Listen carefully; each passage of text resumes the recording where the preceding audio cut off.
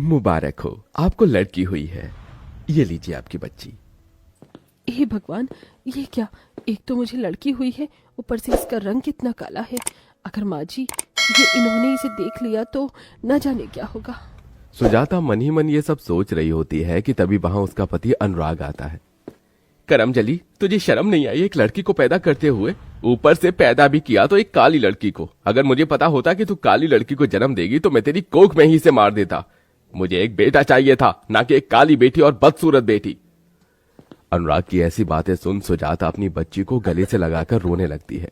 सुजाता जैसे ही अपनी काली बेटी के साथ अपने ससुराल में कदम रखती है। कल मोही, शर्म नहीं आई तुझे एक लड़की को जन्म देते हुए? मैं तो खुश थी कि मेरी बहू पेट से है, बिल्कुल मेरे बेटे की तरह एक सुंदर से बेटे को जन्म देगी, लेकिन इसने तो अपनी तरह ही काली बेटी को जन्म दिया है। मुझे तो शर्म आती है तुझे अपनी पत्नी कहते हुए। अगर पता होता कि तू एक काली बेटी को जन्म देगी तो मैं तुझसे कभी शादी नहीं करता। जा किसी कुएं में डूबकर मर जा और साथ में अपनी इस काली बेटी को भी ले जा। एक माँ सब कुछ बर्दाश्त कर सकती है, लेकिन कभी भी अपने बच्चे के खिलाफ कुछ गलत बर्दाश्त नहीं कर सकती।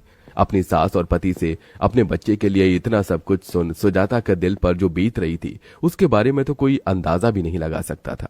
अनुराग को शुरू से ही एक बेटा की चाहत थी, लेकिन अपनी पत्नी को एक काली बेटी को जन्म देने की वजह से अनुराग अब सुजाता से नफरत करने लगता है। इसलिए अनुराग अब गांव की एक गोरी लड़की से शादी कर लेता है।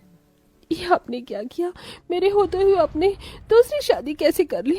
अब मेरा और मेरी बच्ची का क्या होगा? आप ऐसा कैसे कर सकते हो? तुझे क्या लगता था कि मैं तेरे और तेरी इस काली बेटी के साथ जिंदगी भर रहकर अपनी पूरी जिंदगी बर्बाद करूंगा? इसलिए मैंने किरण से शादी कर ली है। मुझे पूरा भरोसा है कि किरण एक बेटे को ही जन्म देगी, इसलिए मैं किरण के साथ हमेशा हमेशा के लिए ये गांव छोड़कर जा रहा हूं। अनुराग दूसरी शादी कर हमेशा हमेशा के लिए गांव छोड़कर चला जाता है। अनुराग के जाने की वजह से अब घर की सारी जिम्मेदारियां सुजाता पर आ गई थी, इसलिए अब सुजाता मेहनत मजदूरी करके घर में सबका गुजारा चलाती है। मिल गया तुझे चैन, पड़ गई तेरे कलेजे को ठंडक। अगर तू इस काली बेटी की जगह एक बेटे को जन्म देती तो मेरा बेटा मुझे कभी छोड़कर नहीं जाता।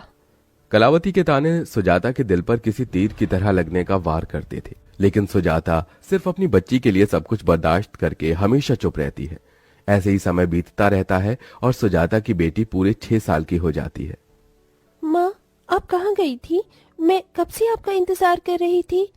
बेटा, आज काम करते हुए फैक्ट्री में मेरे पैर में चोट लग गई थी, इसीलिए आने में देरी हो गई। तू भले ही दुनिया की नजरों में सरस्वती बनने का ढोंग कर ले, लेकिन तेरी सारी सच्चाई मैं जानती हूँ। तू आज इस चोट की वजह से लेट नहीं हुई है, बल्कि तू तो किसी के साथ अपना मुंह काला कर रही थी। माँ जी, आप होश में तो हैं क्या? क्या क्या बोले जा रही हैं? आपको शर्म नहीं आती अपनी बहू पर ऐसे लांछन लगाते हुए? मेरे सामने ये ढोंग करने की जरूरत नहीं है। तेरे इस चरित्रहीन हरकतों की वजह से ही मेरा बेटा तुझे छोड़कर हमेशा हमेशा के लिए शहर चला गया। मैं जानती हूँ रोज रोज तुझे घर आने में देरी क्यों हो जाती है। हर रोज किसी आदमी के साथ गुलछर्रे उड़ाकर अपना मुंह जो काला करती है। हे भगवान, ऐसे शब्द सुनने से पहले तूने मुझे अपने पास क्यों नहीं बुला लिया? ये काली बेटी तो मेरी जिंदगी में बोझ बन गई है। जब से ये पैदा हुई है तब से मुझे क्या क्या नहीं सहना पड़ रहा। सुजाता का जिंदगी का हर एक दिन उसके लिए किसी मौत से बढ़कर था, लेकिन अपनी बेटी की शक्ल देख देखकर सुजाता हार नहीं मानती और दिन रात मेहनत करके अपनी बेटी को पढ़ाती है। ऐसे ही समय गुजरता है और अब काजल बड़ी हो जाती है। माँ देखो, मैंने पूरे कॉलेज में टॉप किया है। मैं जानती ही थी कि मेरी काजल ही पूरे कॉलेज में टॉप करेगी। अब आप देखना कि मुझे किसी बड़ी कंपनी में नौकरी मिलेगी और फिर आप, मैं और दादी इस छोटे से घर को छोड़कर एक बड़े से घर में रहेंगे। बस बस, ये झूठे सपने दिखाने की कोई जरूरत नहीं है। तो जैसी काली बदसूरत को कोई अपनी कंपनी में नौकरी तो देना दूर, कंपनी के आसपास भी भटकने भी नहीं देगा। सुजाता, मेरी मान तो अपनी इस काली बदसूरत बेटी की शादी कर दे। मुझे तो इसकी शादी होना भी नामुमकिन सा लगता है। इसकी इस काली भयानक शक्ल को देखकर तो कोई भी इसे अपनी बहू नहीं बनाना चाहेगा। अपनी दादी की बात सुन काजल बहुत दुखी होती है, लेकिन काजल जानती थी कि उसकी माँ ने उसके लिए कितनी मेहनत की है, इसलिए काजल हार नहीं मानती है और एक बड़ी सी कंपनी में इंटरव्यू देने के लिए जाती है। काजल पढ़ने लिखने में बहुत अच्छी थी, इसलिए उसे कंपनी में जॉब मिल जाती है। माँ देखो, मुझे पहली सैलरी मिली है। इस पूरी सैलरी की हकदार आप हो। आपने मुझे इतना काबिल जो बनाया है। काजल, ये सब सिर्फ तेरी लगन और मेहनत की वजह से हो पाया है। अब तेरी शादी का समय आ गया है। तुझे पता है, आज विमला अपनी बेटी का रिश्ता तय हो जाने की खुशी में मिठाई देकर गई थी।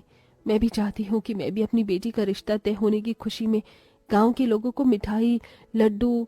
मैंने पंडित जी से बात भी कर ली है, परसों तुझे लड़की वाले देखने आ रहे हैं। माँ, मुझे बहुत डर लग रहा है, क्या वो लोग मुझे पसंद करेंगे? मेरी बेटी बहुत काबिल है, मुझे यकीन है कि वो तुझे जरूर पसंद करेंगे।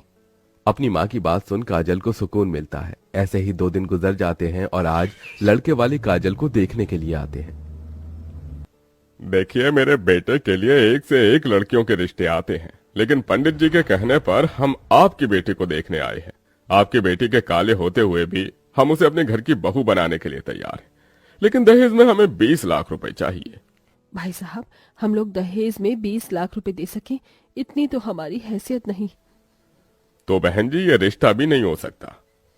मैंने तो पहले ही कह दिया था कि इसका रिश्ता हो पाना बहुत मुश्किल है। इसकी काली शक्ल देखकर कौन इसे अपने घर की बहू बनाना चाहेगा?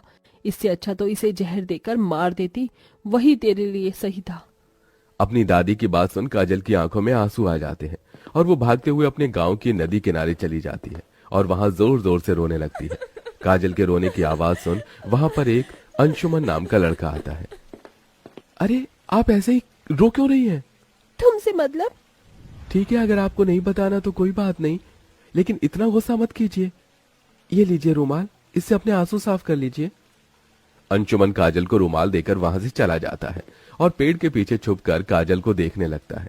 ऐसे ही समय गुजरता रहता है और आज फिर एक बार काजल को देखने के लिए रिश्ते वाले आते हैं। अगर हमें पता होता कि आपकी बेटी ने इतनी काली है और बदसूरत है तो हम कभी भी यहाँ नहीं आते। हे भगवान, अब मैं क्या करूं? मेरी बेटी के काले रंग की वजह से इसका कहीं पर भी रिश्ता नहीं हो पा रहा है। ये जब से पैदा हुई है तब से मेरे ऊपर बोझ बन गई है। न जाने कब इसकी शादी होगी। जो भी रिश्ते वाले काजल को देखने के लिए आते हैं तो उसके काले रंग की वजह से शादी से इनकार कर देते हैं, या तो इतना दहेज मांगते हैं जो सुजाता की हैसियत से बाहर था। इसलिए अब बेचारी सुजाता बूढ़ी उम्र में भी मेहनत मजदूरी करके पैसे जोड़ना शुरू कर देती है। माँ, आपको मेरी शादी के लिए इस उम्र में भी कितना काम करना पड़ रहा है। आपके हाथों में कितने छाले आ गए हैं। अपनी माँ को इतनी मेहनत करता देख काजल से रहा नहीं जाता, इसलिए अब काजल भी ऑफिस के साथ साथ गांव में अपनी माँ से छुपकर बच्चों को ट्यूशन पढ़ाना शुरू कर देती है। और अब काजल भी अपनी माँ की तरह धीरे धीरे पैसे जोड़ती है। अरे यार, 9 बज गए हैं और ये अभी तक आई नहीं। अंशुमन ने जब से काजल को देखा था तब से अंशुमन काजल को पसंद करने लगा था। अंशुमन को काजल के काले रंग से कोई भी दिक्कत नहीं थी, वो तो अब उसे बेपनाह मोहब्बत करने लगा था। पापा, आपने सोच भी कैसे लिया? मैं इस काली कल मुहित से शादी करने के लिए तैयार हो जाऊंगा। चलिए यहाँ से। आज फिर एक बार और काजल के काले रंग की वजह से उसका रिश्ता नहीं हो पाता।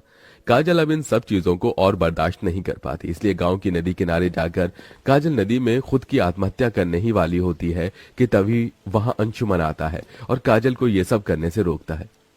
तुम पागल तो नहीं हो गई हो? हाँ, अगर मेरी जगह कोई होता तो वो तो कब का आत्महत्या कर चुका होता। अंशुमन के पूछने पर काजल उसे सभी चीज बताती है, जिसे सुन अंशुमन वहां से चला जाता है और अगले दिन अपने माता पिता के साथ सीधा काजल के घर आता है। मैं जानता हूँ तुम मुझे यहाँ देखकर बहुत हैरान हो। काजल, मैं तुमसे बहुत प्यार करता हूँ और जब से मैंने तुम्हें देखा तुम्हें चाहने लगा हूँ। मैं तुम्हारे साथ शादी करके अपनी पूरी जिंदगी तुम्हारे साथ बिताना चाहता हूँ।